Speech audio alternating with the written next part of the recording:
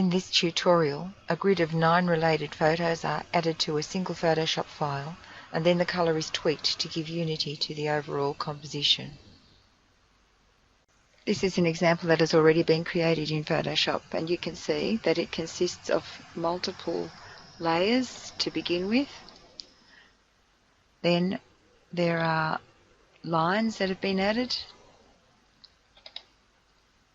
and finally effects that have been added so that these affect the overall appearance of the entire selection of images.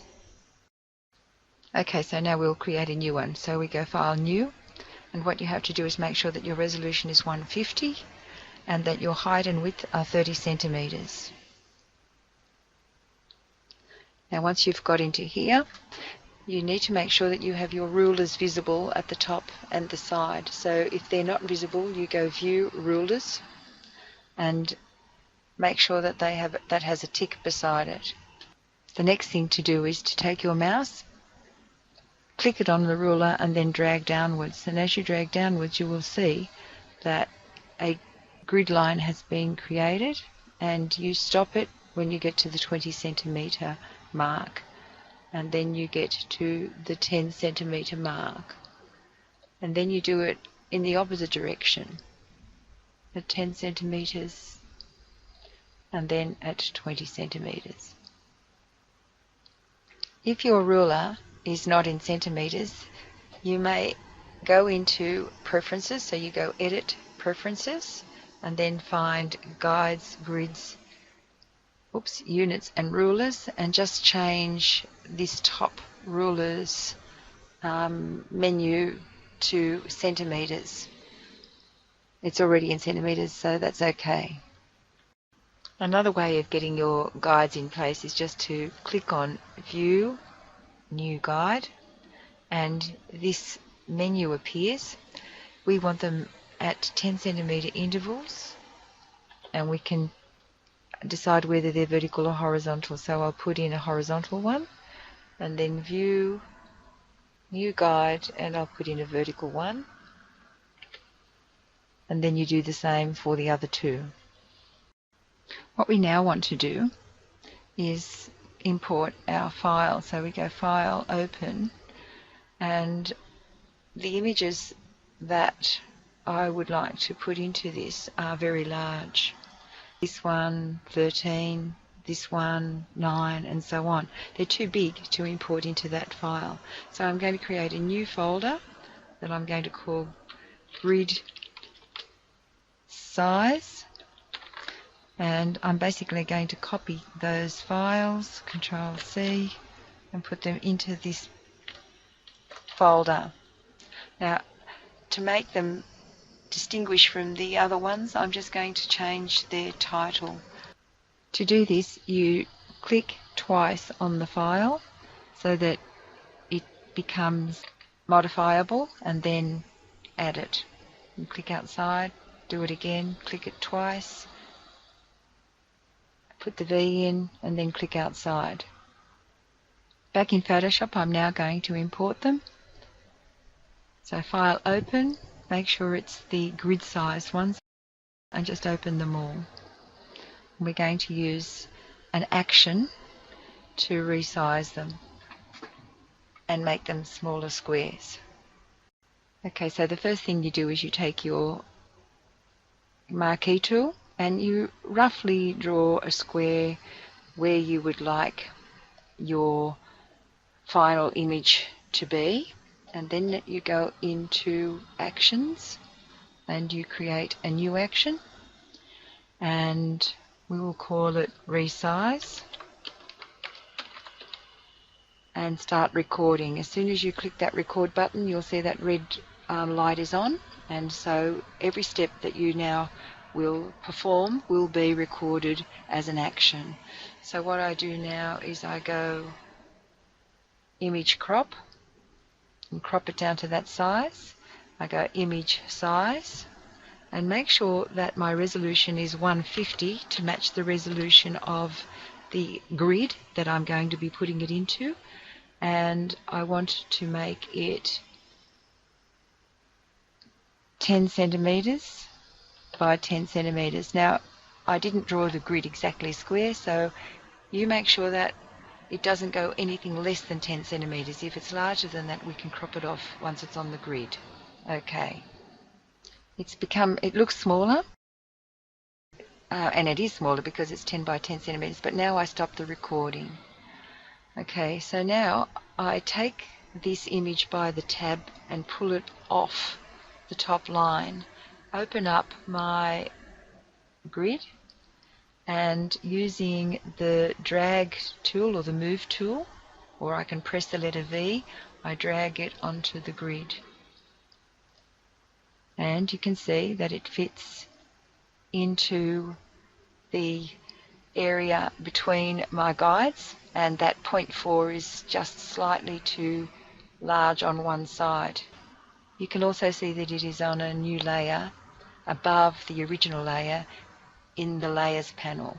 So to crop it, I create a marquee outline. I press invert, so select invert or shift control I, and then just simply press the delete button, and I have now trimmed it. I can at this stage now with my move tool just move it to whichever section of the grid I would like to have it in. You will notice that you've got this line around the outside, this selection line. Just make sure you remove that, so go deselect to get rid of it. And now you can place it wherever you would like it to be. I'm going to repeat the process now with a different photo. So I take the marquee tool and I draw a rough square. You will notice that as you drag down your marquee, you can see a little dialog box that shows you the width and height of the square. So you can use that as a guide to help you get it as close to square as possible. And now I start my action.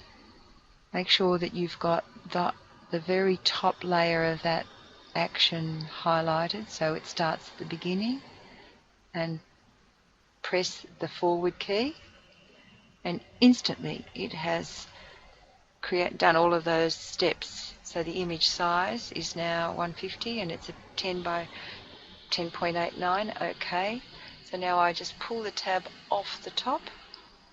It resizes to this point here. I take my move tool, click on it and drag it into the grid, and again you can see that it's slightly too long. Close the original file. You can save the changes, and again I take my marquee, drag it across, shift control I and backspace, and don't forget to deselect. Now V, just move it again to a different location. These will all be changed as the final composition is created. As you can see, the final grid has now been created and all of the images have been arranged on individual layers.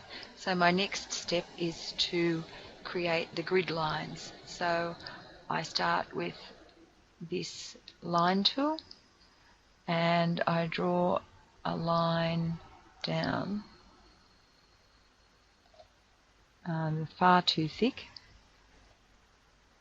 If I click the move, I can certainly drag it into a narrower size and then move it to where I would like it to be.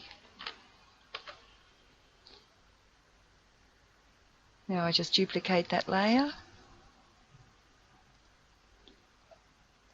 and move it to the next space, and I can duplicate the layer again.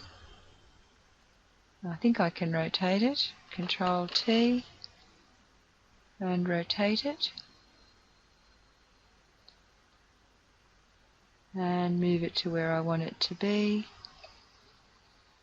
and then duplicate the layer again, enter, duplicate layer, okay, and move it up with the the Move tool. There are two final things that I like to do with it. The first one is to use one of these adjustment layers. So if you click on it, your adjustment layer menu appears, and if you drag your slider, say, on the top line, you can adjust the hue not just on one image but on all of the images that are directly below it, and that will give it a kind of unity as you vary individual colors in each image. You can also drag the saturation slider along and it will do the same, and you can use any combination of these two sliders. Alternatively, I can switch that off, and another favourite of mine to switch that off so it's back to where it was is to go down here to these masks and find the one that's called Colour Lookup. Now the Colour Lookup just has presets of different colour combinations that apply to all of the images below. So crisp winter or foggy night. And in the bottom one you can go again any combination of colours. I'll leave it at that one for the moment. The one that I finally have chosen is Late Sunset, and now what you can do is flatten your entire image, save it as a PSD for sure so that you can go back to it and modify it as many times as you like, but for publication, to hand in for marking, you just flatten your image, and that is a reasonable size. File, save as, and then save it as a JPEG and call it your name. And that will be forwarded to the teacher for marking.